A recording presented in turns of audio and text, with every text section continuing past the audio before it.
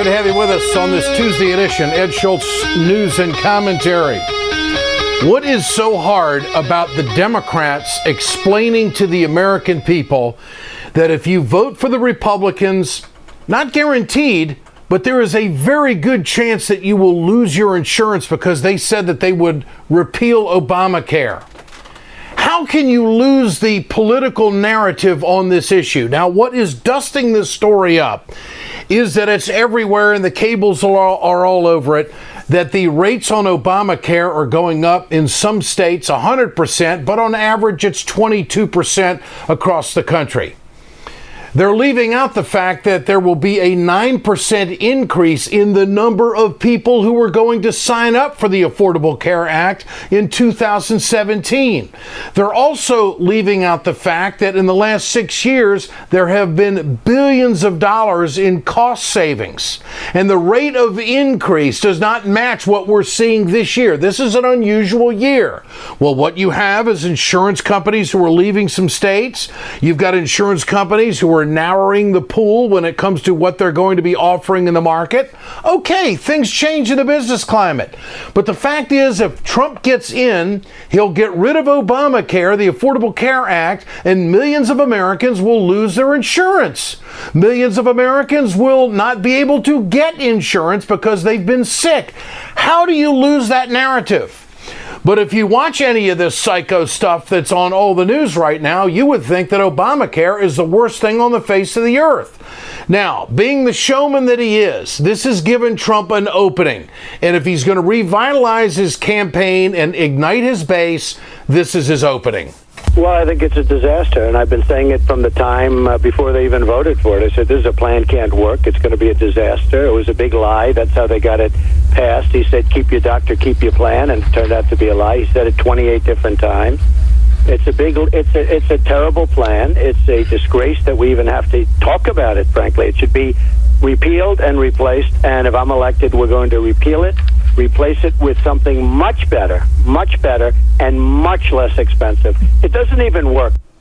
That's all generic talk with no detail. That's apprenticeship type BS to the American people. Trump hasn't detailed anything. Bottom line is, the vast majority of Americans are not in the Affordable Care Act. Most Americans get their insurance through their employer or through individual providership that they purchase on their own outside of the Affordable Care Act. You know, folks, it's like speaking to a wall sometimes where the sound, it just gets absorbed and it doesn't bounce back. This is and what I mean by that is that the American people are absorbing this stuff as if there's somebody's going to come in on the Republican side and wave some magical wand, and then all of a sudden rates are going to go down and the healthcare world's going to be perfect for you and me. No one ever said the rates weren't going to go up. Let me give you the facts. From 2000 to 2009, the rate of increase for families went from $6,000 a year to over $15,000 a year. Those are double-digit increases every single year during the Bush years. We have not seen that during the Obama years. Granted, this year there is a shift in price. There's no question about it. And the insurance companies are trying to stop where this is all going, and that is a public option. For more on this, let's go to John Nichols, Washington correspondent of The Nation. John, good to have you with us. Great to be with you, Ed. Your thoughts on what we're seeing being played out in the mainstream media? They're forgetting where we were, where we are, and where we could be headed. Your thoughts? Well, that's exactly right. They've never known how to cover this issue. And so they've always sort of been whipsawed by, frankly, a huge health insurance industry that is always looking to, kind of game the process with a lot of public relations, a lot of messaging, as well as obviously political players that have interests coming from a lot of different directions. The bottom line on this is that the president and Hillary Clinton ought to be stepping up and talking about this. They shouldn't shy away from it. Exactly. And in fact, they've got an easy message here. Here's the easy message. That, they've delivered care to a lot of people. They've achieved a lot, and nobody wants to go back. right? Because, notice Trump, he's smart enough to say that he doesn't want to go back. He wants to create something, quote-unquote, better, right? Well, okay, counter him on that. Say, we don't want to go back. Nobody wants to go back. We've got the infrastructure in place. Here is better. President Obama and Hillary Clinton both back a public option. And what they could say very easily is, you don't like, some of what's happening with insurance companies and with other folks and this whole complex system. Well, we've got the next stage plan to make this all, even more functional. And that really is the key. I want to stop you there. The next stage. That's what I don't hear Clinton say. That's what I don't hear the Democrats say. We're going to go to the next phase. We're going to make it better than what we have right now. There'll be more Americans covered and your prices will come down because we're going to create the competition with a public option. In the meantime, this is Trump on the campaign trail this morning in Miami. Obamacare has to be repealed and replaced, and it has to be replaced with something much less expensive for the people, and otherwise this country's in even bigger trouble than anybody thought. That's so easy to say, isn't it? Well, you know what, John, I think I'm going to run for president. We're going to repeal it. We're going to replace it with something even better, and it's going to cost less. I mean... it's like every salesman ever, right? It's like, but the bottom line is that anybody. Well, let me put it another way. There's a friend of mine who used to be a congressman from northern Wisconsin, a guy named David Obey. He was a very powerful congressman from the late '60s into the just a few years ago. Yeah, he retired. And David Obey always reminded people that, because he's a good historian, that when Social Security came along, everybody was screaming. There was a lot of criticism. People saying, this doesn't cover everybody. It doesn't do enough. It's not filling this void. It's not doing that. And it was being criticized from the left and the right back in the 1930s, 1940s. You know what happened? Over time, they took that initial infrastructure, that initial commitment, and they turned it into a program so beloved that even Republicans don't dare attack it. Yeah. But you can't do that, Ed, in the initial bill, right? It'd be wonderful if we could get everything perfect the first time out. Yeah. The fact is that you have to improve over time. And this, what I just said, I'm not saying I said it right, but some variation on that is exactly what President Obama and Hillary Clinton should say. That we are in a process now of creating something that will be as beloved as Social Security. John Nichols with us, Washington correspondent of The Nation. I want to talk about Trump and his opportunity to possibly rebound. He's had some rough weeks now, and if you'll notice, who's had rougher times is Gary Johnson. Johnson has gone from double digits in a lot of polls down to 7%, down to 6%, down to 3%. And maybe people are just getting a reality check and picking either who they think might win. But Clinton is in good shape, except for the state of Ohio, where, and we know the history of Ohio. I did this story last night. I want to talk to you about it. What is it about Ohio that brings Trump to a point where he actually could win that state? Could lose the election, but could win Ohio.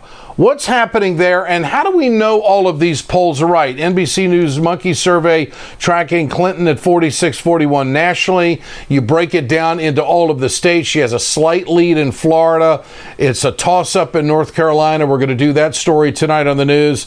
But, John, your thoughts on Ohio, and I know the unions, we talked to Leo Jard yesterday and last night, they're working feverishly trying to make sure that their members understand the history and the culture of Trump when it comes to organized labor. Break it down for us. Tell me about Ohio. Sure. I was a newspaper editor in Ohio for a number of years, and I can tell you very, very simply, Ohio is sort of ground zero for the battering that the United States has taken on trade policy. And, there's just an awful lot of workers there who have been really, really hard hit. And so on the baseline, you have people who are very frustrated, legitimately angry at a failure on the part of their leaders to stand up for them as regards manufacturing, trade, all the issues that Leo would talk to you about. In addition, in rural Ohio, you still have a very large rural economy that is based on farming. Farm prices, there's a lot of farmers who are hurting right now, that is another factor. And people always underestimate that with Ohio. Finally, southern Ohio, coal country, or at least bordering on coal country.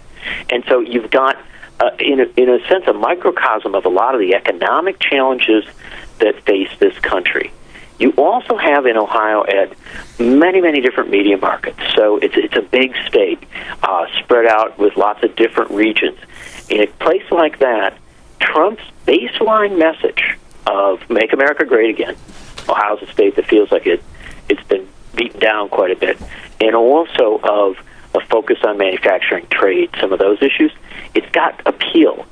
For the Democrats, they took it easy on Ohio for a little too long. They stepped back. I think for a while there, they weren't going in. They weren't pushing as hard as they should have been. Now they've clearly recognized that they can win Ohio, but they're going to have to fight hard for it. Well, they're going to have to fight hard for it. Look at Portman. Portman's running away with the Senate race there over a former governor. And it's a very dishonest thing that Portman has done. You know, Portman was one of the key players on U.S. trade policy. He's the guy who created a lot of these messes. And now he's running and saying, oh, well, I don't want to do that, or I'm going to... And he's been very, very skilled in how he has taken advantage of all the divisions and complexities of the state. Clinton has to also be very skilled. And the way you win Ohio, it's simple. It's not that hard. The way you win Ohio is with a strong economic message and a lot of time and energy. You got to come there on a regular basis. And if I can just, give Mr. Trump one compliment, he recognized that early, and he spent a lot of time physically in Ohio. And that's important, Ed, because Ohio has 8 different kind of major media markets. And so you can't just come to Cleveland or to Columbus and cover the state. Yeah, and cover the state. Right. Yeah. You got to go to Toledo. You got to go to Youngstown. You got to go to Dayton. You got to try and find a way to come into Southeast Ohio. And if you do that, it takes some time. But if you make those stops and you kind of really start to weave in, you can have an impact. The one final thing I would suggest in Ohio, and I think the Democrats can still win Ohio, but they've got to fight there. The final thing is you got to listen to Sherrod Brown, the senator from Ohio. Sherrod Brown understands that state. He's won in hard times and easier times, and he was a guy that they actually considered as a vice presidential prospect, passed over him for Tim Kaine. I understand that. I understand the choice they made, but I got to tell you, you want to find somebody who knows how to talk to Ohio, and ought to be at the side of Mr. Kaine or Mrs. Clinton when they come to that state, it's Sherrod Brown. John Nichols, Washington correspondent of the Nation. John, good to have you with us. Thanks so much. Always, Ed. Appreciate it.